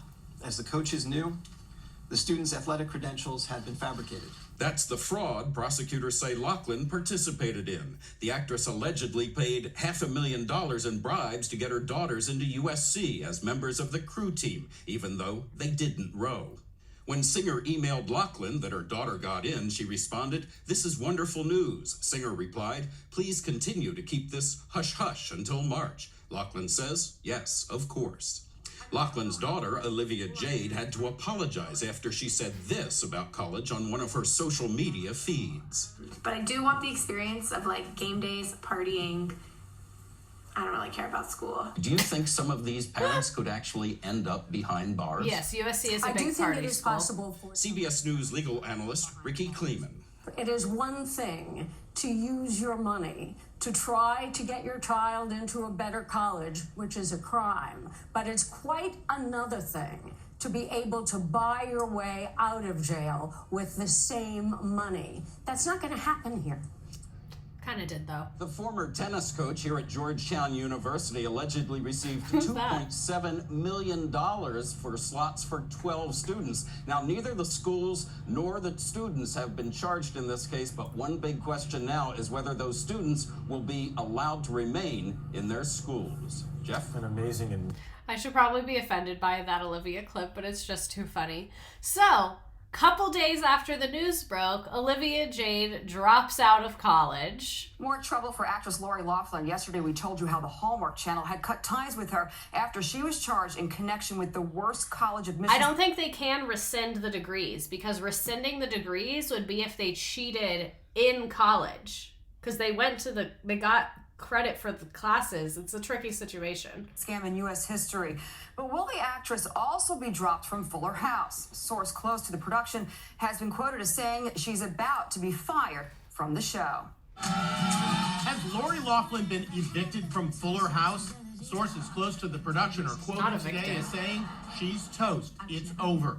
The actress who plays Aunt Becky on the show reportedly will not be invited back for the show's final season on Netflix following her arrest in the college admission scam. Have you talked to Lori at all? Loughlin's Fuller House co-star Candace Cameron Bure is not talking, but John Stamos, who plays Loughlin's TV husband on the series, posted an uplifting message on Instagram. John Stamos a is so video fine. of his baby boy laughing with the caption, "For those of us who just need a good smile right now, XO." The news comes a day after Loughlin was canned by Hallmark, where she was known as the Queen of Christmas, having by appeared Hallmark. in It's 18 holiday embarrassing. movies on the channel. Merry Christmas. Now Loughlin's daughters, Isabella and Olivia, have reportedly decided to withdraw from USC. Sources close to the family say they fear they will be viciously bullied if they return to school. My mother would be like, you're gonna sit your ass down in class, and I don't give a fuck if people laugh at you. If I'm going to jail, you're finishing this fucking degree. That's absolutely what would have happened. She would not have let me dropped out. Cowards! Cowards! If your mother went to jail for you to go to college and you couldn't handle being bullied in class at college, it's 3 hours a week. It's not like high school where you're in that bitch every day. Take online classes, sit in the back, wear sunglasses. The girls are said to be terrified that their parents will end up in jail. Olivia is a mess, despondent, and feeling like it's the end of the world. Let's start with the makeup. The popular vlogger with 2 million followers on YouTube has seen her career implode overnight. I created Apollo's Sephora collection. Her makeup, a bronzer palette, has been pulled from store shelves by Sephora. It was nowhere to be found when we checked today. On their website, it now says product not carried. And her clothing collection for the fashion label Princess Polly has also been scrapped. Do you guys have any regrets? The other actress caught up in the scandal, Felicity Huffman, and her husband William H. Macy, My mom would returned have to hired a federal private court today. investigator to Are make you sure I worried went to about going to class. jail? Same. Do you have any Same. comment? No comment. Have you spoken to Lori? Would you stop? And we're learning how the FBI uncovered the largest college admission scandal in U.S. history. It was information they got from a crooked financier identified as Maury Tobin. Tobin lives here in the Hancock Park area of Los Angeles. He was busted for financial fraud, and in a bid for leniency, he tipped off the FBI, telling them that the head women's soccer coach at Yale had offered his daughter a spot at the Ivy League school in exchange for a $450,000 bribe. That opened the door to the entire federal investigation. Like I said. Tobin, can I talk with you? Not him Tobin, running who away. has not been Stop. charged in the college Why of is he witness running scandal, away ran barefoot? for KCBS reporter David Goldstein. Stop! This is so funny. Oh my god. So, these are some funny details that came out throughout the investigation. The report shows someone, CW1, who I'm guessing is Rick Singer, telling at least one parent to tell their daughter to be stupid while getting evaluated. I also need you to tell your daughter when she gets tested to be as stupid, not as smart as she is. The goal is to be slow, not as bright, all that, so we show discrepancies. According to court filings, Jane Buckingham, owner of a marketing firm in Los Angeles, paid Singer $50,000 for a stand-in to take the ACT in her son's place, and she sent an email with a photograph of her son's handwriting and said, "Good luck with this." Private equity bigwig Bill McGlashan, who was willing to donate the $250,000 to get his son into USC, said, "I would do that in a heartbeat, but is there a way that he doesn't know that it happened? What would he know that I'm Singer assured McLaughlin that he would keep his son in the dark. What he would know is that I'm going to take his stuff, that I'm going to get him some help, okay? And then in another instance, why do I keep calling him Mark? Rick Singer manufactured a football background for a student, and he said, I'm going to make him a kicker, and the parents said, he does have very strong legs. These people are so delusional. Actor Lori Loughlin apparently immediately agreed to cover it up. So this is when he called and was like, hey, if anyone asks, this is what we did, right? And like basically got them to admit shit on the phone. Actor Lori Loughlin immediately agreed to a cover-up story offered by Singer. So we just have to say we made a donation to your foundation and that's it. End of story, she repeated back to him. And then a commercial real estate investor was more circumspect about talking on the phone, but no less willing to keep the fraudulent transaction a secret. He was mostly uh-huhs before he confessed that he used his donation as a charitable write-off. You cannot deny his magnificent calves. The transcripts did more than reveal the inner working of Singer's bribes, but it presented the brazen portrait of wealthy parents who broke the law to benefit their kids and used tax codes to further enrich themselves in the process. In the end, Smith says recreating these conversations was more effective than a traditional two-camera interviews, to talking about the Netflix documentary. He said, this was almost more truthful than anything we can do in the documentary because these conversations were being recorded without people knowing they were being recorded. So I highly recommend you watch that Netflix documentary. You'd think they'd know not to admit their crimes on the phone. That's what they were saying, the FBI was saying about this, like in the Netflix doc, is they were like, normally racketeering cases are really hard to like prosecute because people don't want to rat, and there's like this stigma around ratting, and regular criminals do not want to talk on the phone. Like Tony Sopranos, they're not talking about something on the phone. They're going to meet you in person, they're going to use code. But these rich people that have never had to be held accountable for their actions in their life, and they don't even think about the fact that they're a whole ass criminal right now, they're like, yeah, and then we sent the money, but we said it was a charitable donation. So yeah, if anyone asks, I'll just tell them it was a charitable donation. By the way, she's loving USC. No, she hasn't done crew at all. Of course not. Like, that's literally what the phone calls sound like. Like, no even inkling that they were doing something wrong in any way, shape or form. So let's go through a timeline of the actual legal proceedings. March 12th, 2019 is when they named the 50 people. March 25th, of the 50, 12 pleaded not guilty. This number included 6 former athletic coaches from prominent colleges and 2 test administrators. Then April 3rd, Loughlin and Huffman appear in court for the first time. They do not enter pleas and were released on bail. Loughlin and her husband, designer Massimo Giannulli, paid Singer like we said. And then Huffman, it was just about the SAT scores. Then April 9th, Loughlin and 15 other parents faced those additional charges like we talked about. Just a day before, Huffman and 13 other defendants pleaded guilty to put pressure on the parents involved with the bribery scandal. Federal prosecutors added those charges of money laundering like we said. Then September 13th, Felicity Huffman is sentenced. Her sentence is 14 days in prison and $30,000 in fines, and 1 year of supervised release and 250 hours of community service. That makes sense. She didn't commit, they didn't do anything with the university. It was just cheating on the test. That makes a lot more sense to me. I don't know, that sentence seems to check out to me. I'm sure it would be worse if she was poor, but I don't know. She didn't kill anybody, so I don't think she needs to be in there for years and years. She did serve her sentence. She spent 11 days at a low security prison in Dublin, California. 11 days in prison is interesting. If you're in Under Armour shoes, it can't be that bad. You know what I'm saying? But yes, there's Miss Felicity Huffman in prison. Do you think they would know not to commit crimes on the phone? You would think that they would. Oh, the documentary on Netflix is called, I literally think it's called The College Admissions Scandal. If you look up Varsity Blues or college admissions, it'll come up. So, 2020, August 21, year 2020, date August 21st. A judge formally accepts Loughlin and Giuliani's plea deal. Loughlin was sentenced to 2 months in prison while her husband was sentenced to 5 months. Under the plea deal, Loughlin also faced a $150,000 fine and 100 hours of community service. Her husband had a $250,000 fine and 250 hours of community service. October 30th, Laughlin reports to prison. It's the same prison that Huffman served her sentence at, and then her husband reported a few weeks later. Then December 8th, Olivia Jade appears on Red Table Talk. So let's look at her on Red Table Talk. This is, I didn't watch this in advance, Entertainment Tonight's 7 must-see moments, because it's like an hour. Mom's been in prison for a few weeks. Yeah. Oh, no Your subtitles. dad just went. Yes. How's that been?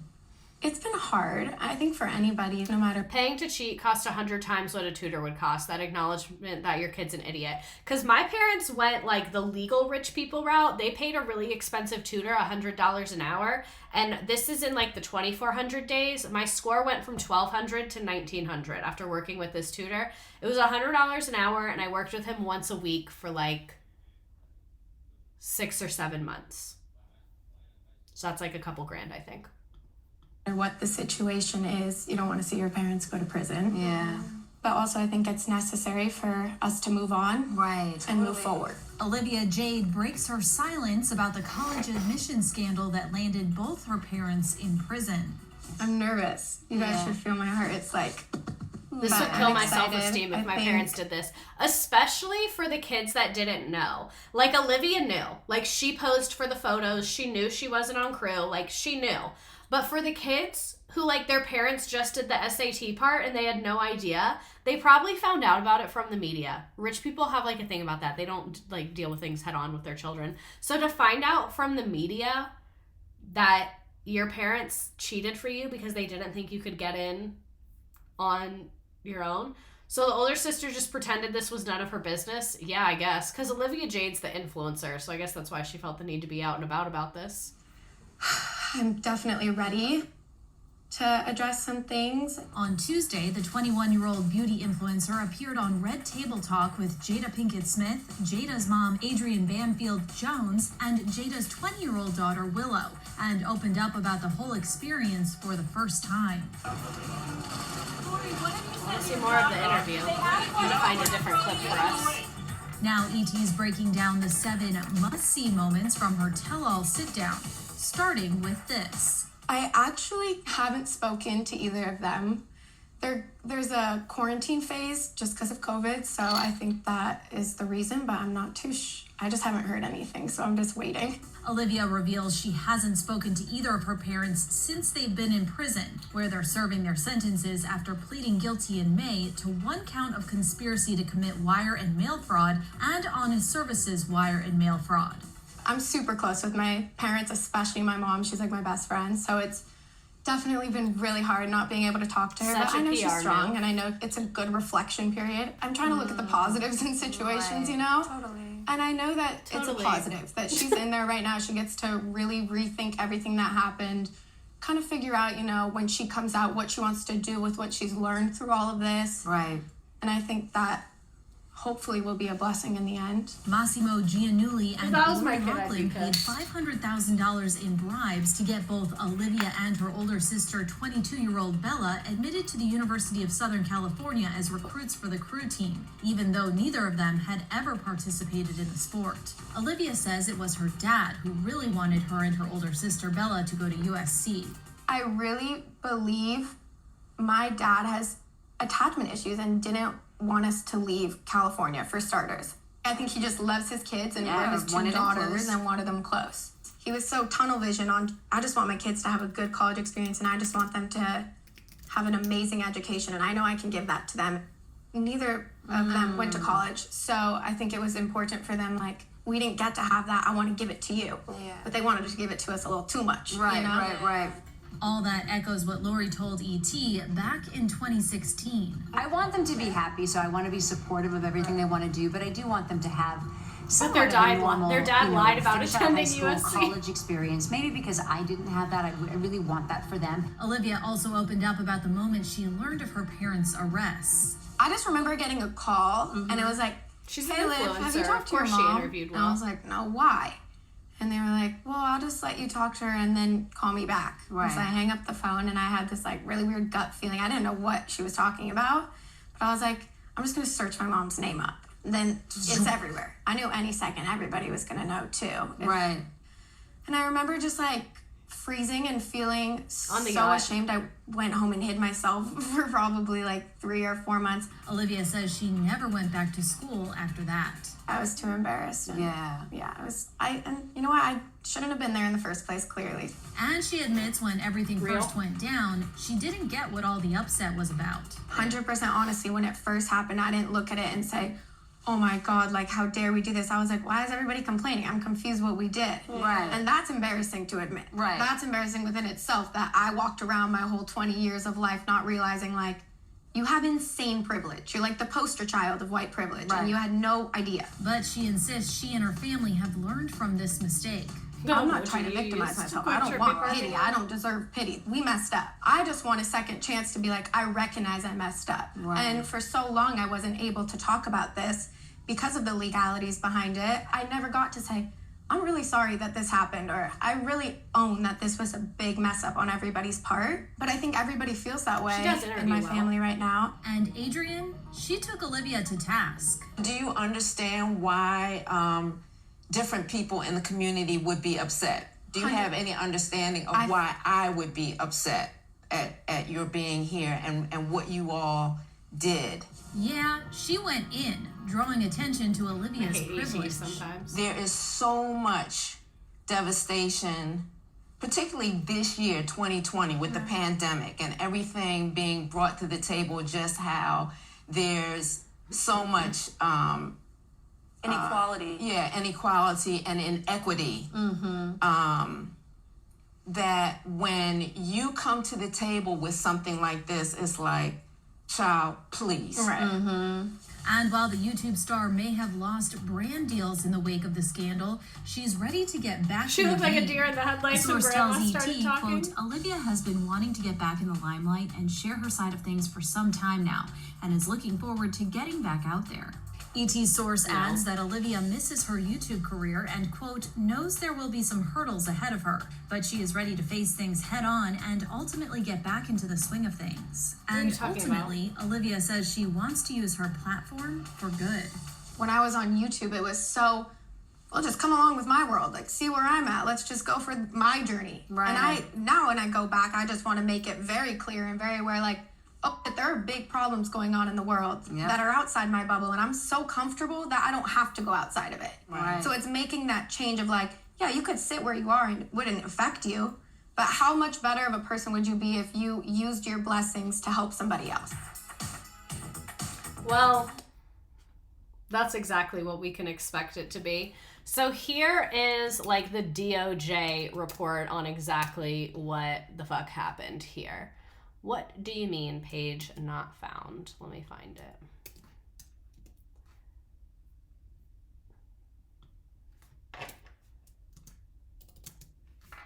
One second, please.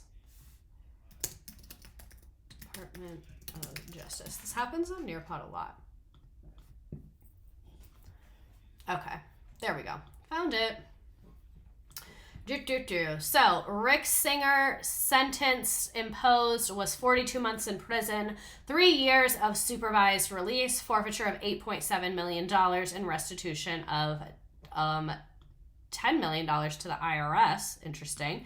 Then Rudy Meredith, who was one of the coaches. You can see Mark Riddell, John Vandermeer, and then charged by information is a lot of the parents are here. Felicity Huffman, you see there she is, 14 days in prison. So yeah, these are all of the people charged and what they did and how long they were in prison. So you can see it varies a lot. But a lot of motherfucking people involved. I love a good table. Me too. We love a table around here. Where's Lori? Lori Loughlin, 2 months in prison, 2 years of supervised release. Goon. What was that guy's name? Gunalini? No. Massimo Giannulli, sorry. 5 months in prison. So these people are out of prison by now. But here is the mastermind who was sentenced to 3.5 years. This happened in January. Architect of that humongous college admissions scandal that we all came to know as Operation Varsity Blues He's being sentenced to 3.5 years in a federal prison and getting hit with millions of dollars in fines. Rick Singer pleaded guilty a few years ago to racketeering and money laundering. Not outside of the Remember, he even ended up Equinox. wearing a wire to help the FBI with its investigation. Prosecutors say Singer got $25 million from parents, including the actresses Felicity Huffman, Lori Loughlin. Some of that money he kept, some of that money he used to pay bribes to coaches at top schools to get those parents' kids into college. Vaughn Hilliard is joining us now. So, Vaughn, let's start with the sentence here because it kind of splits down the middle. The government wanted more than 6 years. Singer's team was only looking for probation. And in court, we heard Singer today basically saying, I did all of it. Tell us more. And ultimately, he's going to have to spend 3.5 years in prison. Now, that is less than what prosecutors were looking for. They said, look, the crime that this man committed Does he have a not spray only tan? ultimately Probably. convicted more than 50 other individuals, including parents and coaches in this scheme, but this is an individual, Singer, who Slap on the also wrist. attempted to pocket more than $15 million. He paid out, they say, $7 million in bribes here. This was a detailed, nuanced, very explicit operation that he put together over the course of years. And so it's not quite the 6 years they were looking for, but after that 3.5 years, he will be on home entertainment for 3 years after that. As you said, Singer did himself say, quote, I am responsible for my actions and my crimes. I did all of it. I just wanted to help kids and families. I lost my ethical value and have so much regret. That is what he said. I just wanted to help judge kids and before the families sentencing here just of earlier the this rich. afternoon, Hallie. I think it's important to remind people, and I think people probably remember, I don't know, people streaming, like, this was a huge deal when this happened because it came out that, like, the lady from Full House, the lady from Desperate Housewives was wrapped up in this. So much money. The way that Singer tried to get some of these kids into college, creating fake pictures, fake resumes that they could play sports that they actually couldn't play. Like, some 50 people have been convicted in this whole operation. Is this sentencing for Singer, is this kind of a moment of closure in some ways? This is Okay, finally this it. is He kind of was the boring. I don't ringleader really in care this. about The these last legal people talking about it. People streaming. She's talking to us. So here's just a little graphic to show that he's in the middle. You see USC, Yale, Georgetown, all these people. He is in the middle of this entire thing with between the prep schools, the families, the college, and then he is the ultimate scammer. And then November 30th, 2023, Felicity Huffman speaks out for the first time post-college admissions scandal. And now to an Eyewitness News exclusive, actress Felicity Huffman talking about her arrest and incarceration in the Varsity Blues college admissions scandal. I spoke at length with Huffman, her first and only interview. She opened up about why she did it and how the punishment she Such a received random interview. led her to another woman who had served time, Susan Burton, who now runs an organization that's changing lives. I want to hear one of these big deal scammers not fudge their reasoning and just say I wanted money. daughter a chance at a future. I felt like I had to give my daughter a chance at a future. Really cool way to say you think your daughter's an idiot. And so it was sort of like my daughter's future, which meant I had to break the law.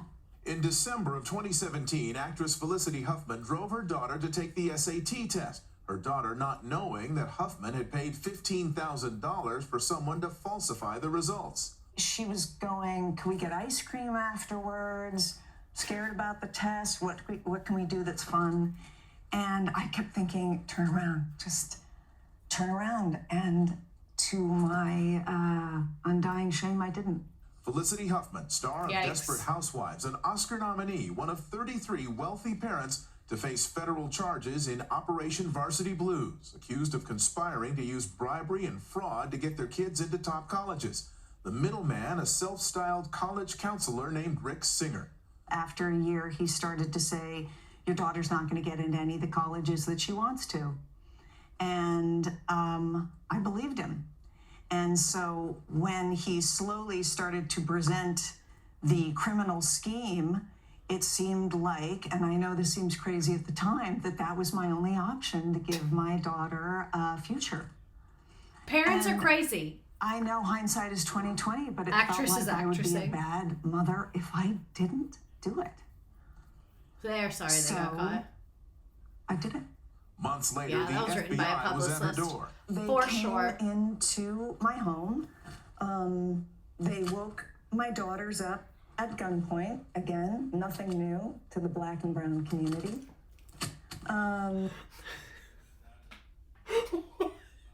What the fuck are you talking about? I forgot that she said that. I don't mean to laugh. It's not funny. That just really caught me off guard.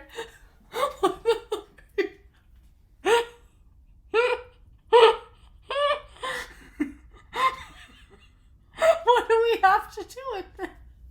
Like, why did she say that? That really reminds me of when Sharon Osbourne, was it Sharon Osbourne? Someone on some TV show was like, talking about Donald Trump. She was like, Mr. Trump, if you deport everyone, who's gonna clean for you? And everyone was like, nothing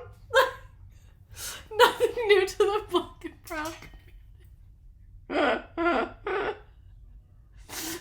What? In the sense that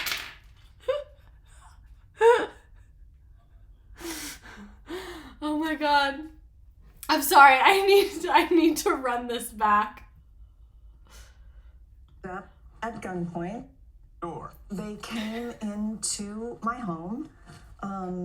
They woke my daughters up at gunpoint. Again, nothing new to the black and brown community. Again? When did you say that the first time? What are you talking about? Nothing new to the black. Why did you say? Like, is she trying to, like, be, like, an ally? Like, is she trying to be woke? I really don't understand this.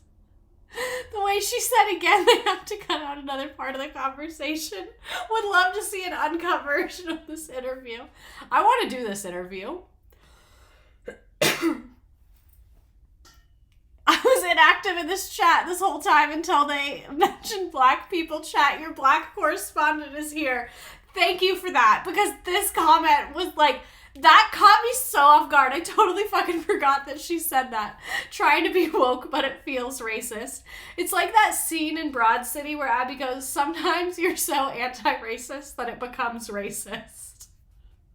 What is this? It's just so weird that she said that. They put my hands behind my back and handcuffed me, and I asked if I could get dressed. And I thought it was a hoax. I don't know if that's like her PR or her lawyer or who. One of the FBI people in a flak jacket and a gun, and I... No, this is November 30th, 2023.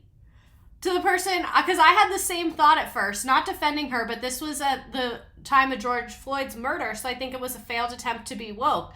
I would agree with you, but this was literally November 30th, 2023. So what, like 3 weeks ago? Right? This wasn't in 2020? No! This is November 30th, 2023. This is like 3 weeks ago, you guys. This is literally so recent. And why did she say that? Why did she say that? I went, is this a joke? It was not. Huffman pled guilty, served 11 days in prison, paid a $30,000 fine, did community service, and apologized.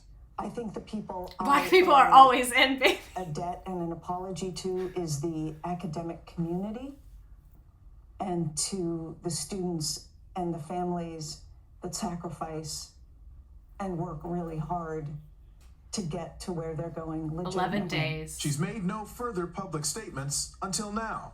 Why now?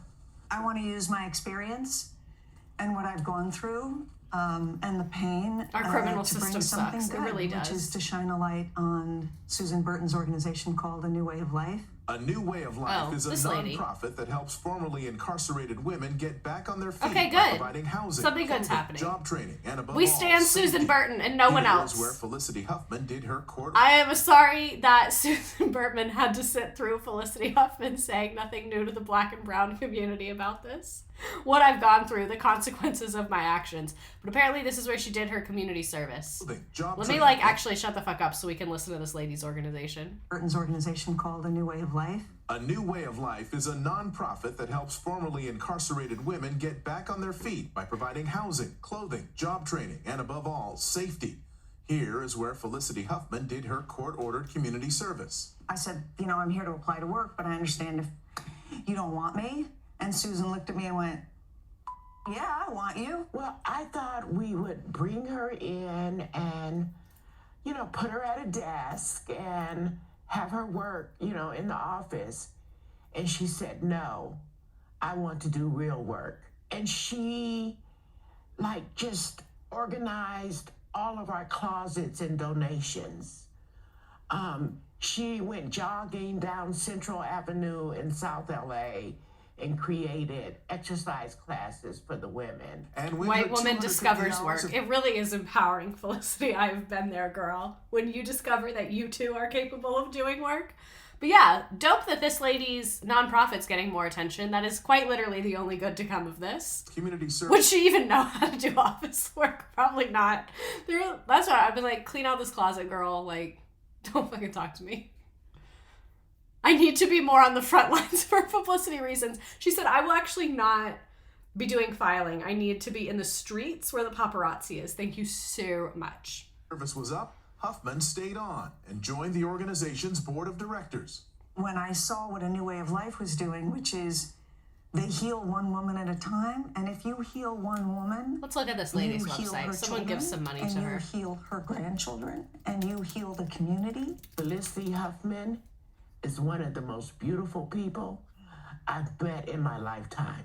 And I know that she's had a hiccup, but this is it's the not org. the hiccup. It's how you come through the hiccup. Huffman told me her daughter was turned down by every college she applied to during the scandal. She retook the SAT and earned her way into Carnegie Mellon University, where she's in the drama program. This weekend, Huffman is hosting the 25th anniversary gala for A New Way of Life. You can learn more about that organization and donate at anewwayoflife.org. We have a link on our website, ABC7. What's with white people finding black people to tell us that the white person who did bad is actually good and trustworthy? That's PR, baby. Felicity Huffman's PR people work overtime. She probably hired the best. They were like, we're going to find you this organization. You got to focus and do the right thing. Here's what you need to say. And then I don't know why she said that other thing. So rich white woman of her to go from court-ordered community service to the board of directors. No, literally, you couldn't have just kept volunteering. Why'd you have to be on the board of directors? Just write a fat ass check every year, organize the closets, and shut the fuck up. That's what I feel like would be the best thing for her to do. But nobody asked me. So anyway, because someone asked earlier, and because I always do this, here are all of my sources from tonight. Lots of Wikipedia, lots of New York Times, lots of Vanity Fair. New York Times honestly carried, though. So you can see, I use mostly legit places, but sometimes we get things like the Daily Mail, just because they have the best pictures and things like that. She even got into a good program. She didn't even need to cheat. Just give them the money, Felicity. So next week, we will be talking about Duggar family lore. If you have been around for a while, we have talked about the Duggars before. I am going to be out of town for the holidays, so I will not have the chance to be near my computer and do slides, and this was probably my favorite stream we've ever done. So we're going to do the Duggar stream again on Wednesday, December 27th. Be here or be lame. And just a disclaimer, we are not going to talk about Josh and his abuses and terrible things that he's done. This person on our last stream said it best. Josh has been talked about a ton, and there's so much more to unpack. There's tons of people out there who have in-depth content about his case and his crimes and his horribleness. But I will not be talking about that. We'll be talking about all the other weird stuff going on with the Duggars. But let's go ahead and play the game. I feel like I was kind of on a low energy vibe tonight. Sorry, you guys. But let's do the Christmas game. Happy holidays. So, this game is free to join. You don't need an account. You don't need me. You don't need to log in. I don't want your email address. I don't want your money. It's just a trivia game about what we have talked about tonight. You can join on your phone or in a new tab. You just go to join.nearpod.com and our code is NK6C4. NK6C4. It will let you pick a little character. We'll play trivia. You'll climb up the mountain.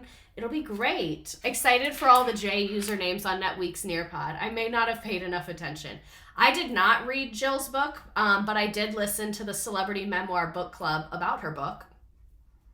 That's all I can say. That is all I can say. That's all I can say. A Jersey Shore parking lot. Very funny. I'll give people a few more minutes to join. That's how I read. I call it diet reading because I feel like I read the book. I also listened to their episode about Priscilla Presley. Kind of want to do a stream about her, but also it's like a little too heavy for me. That shit is crazy. Highly recommend you listen to their... I'm not going to recommend the book because I haven't read it, but the podcast episode about the book was phenomenal. You're going to sit this one out? A fidget toy parking lot. I believe in you. Not a federal prison parking lot. Stop. For those of you on TikTok, come to Twitch. I'm going to go bye-byes. Love you, XOXO, Gossip Girl. Alrighty, I'll give people a couple more seconds to join. Okay. A college parking lot. Coxswain cutie. Stop. Can y'all hear my boyfriend laughing? Oh, the podcast is Celebrity Memoir Book Club. It is my favorite podcast, probably. Love it. What is the podcast talking about? Jill's book, Celebrity Memoir Book Club. Great podcast. 10 out of 10. Let me put the link for the game in the chat again. I'll give people like one more chance to join and then we'll get started. Again, join.nearpod.com. NK6C4. I'm going to give you 10 more seconds. I cannot stop burping. It's because I've been like chugging water. I guess I'm just dehydrated. Alrighty, I'm going to hit start. There's 36 of you here.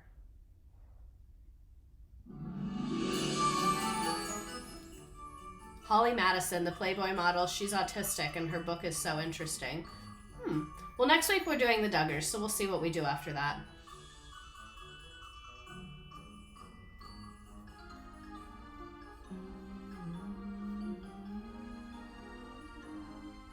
Y'all are fast. Rick Singer. Olivia's rowing machine. Stop. A totally legit D1 coxswain. Oh, very funny. Walmart Tire Center. Good to see you here.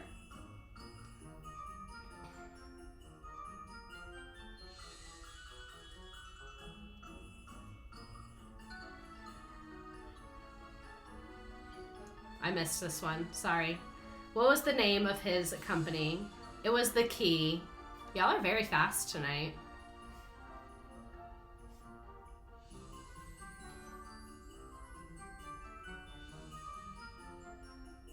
Can't wait to put you on the TV and make my family watch stream next week. The Duggars is a good one. How did Singer describe the plan to parents?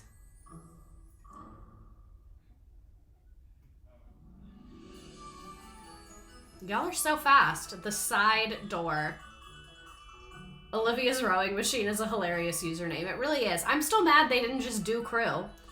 All the kids knew they were cheating. True or false? Oh, y'all are eating this one up.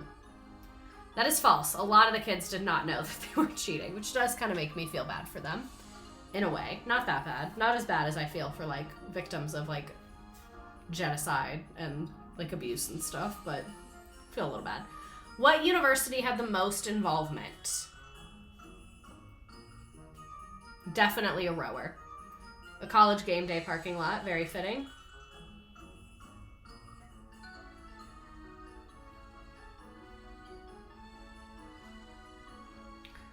What sport did Lori Loughlin's daughters fake? Y'all are so fast tonight. Rowing. It was rowing.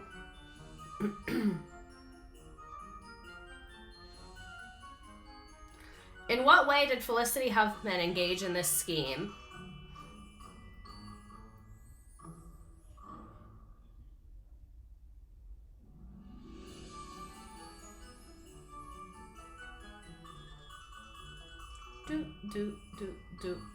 The controlled SAT.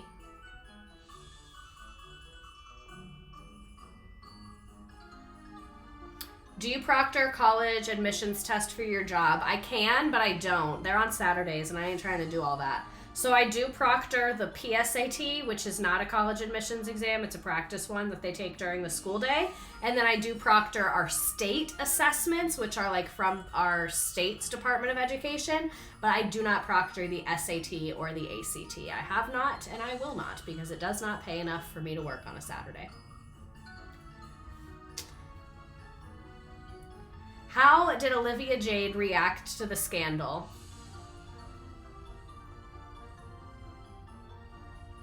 Y'all struggling harder on this one, I see. I still want the George Santos cameo. She dropped out. Love that for her, I guess. Olivia Jade's PR team. I love the names you guys pick. They're so fucking funny.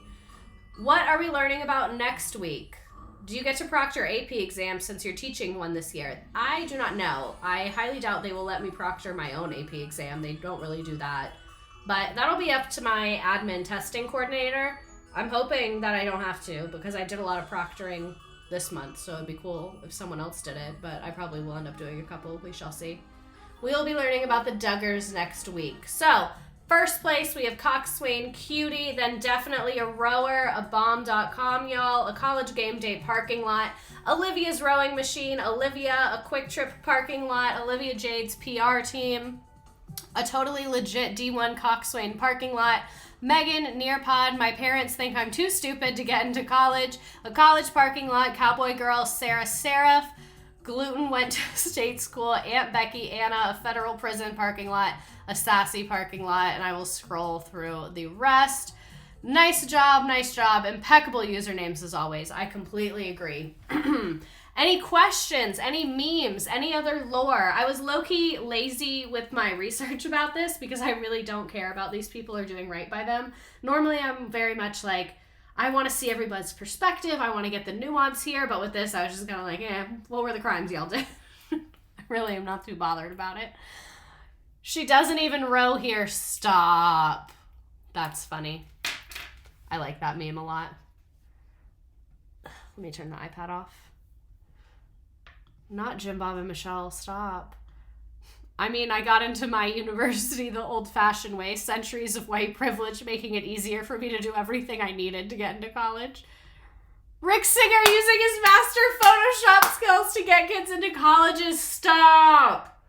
Stop. I love that photo. I've never, my face card never serves, but there it does. That is so fucking funny. Oh my God. Incredible. Incredible. I attended a rich kid's summer camp. Don't ask how, but this really brought me back. Is this the Duggars? I don't know who that is. I'm glad you like the mugshot meme. Incredible. It's not a mugshot. It's my Florida teacher certification photo. I just wanted you to know I attended via Texas Roadhouse and ate rolls and butter for dinner this week. 10 out of 10. I'm very happy for you. Well, this was so fun as always. I will see you next week for the Duggar stream. I hope everybody has a great Christmas and no one has weird dysfunctional family issues and problems, and I hope that no one wants to hurl themselves out the window, because why can't we just act like a functional, normal family for once in our fucking lives? I hope that no one has that experience, but if you do have that experience, I'm so sorry for you, and I hope that you at least get to eat some good food. But Merry Christmas. I'll see you next week for the Duggars. Bye.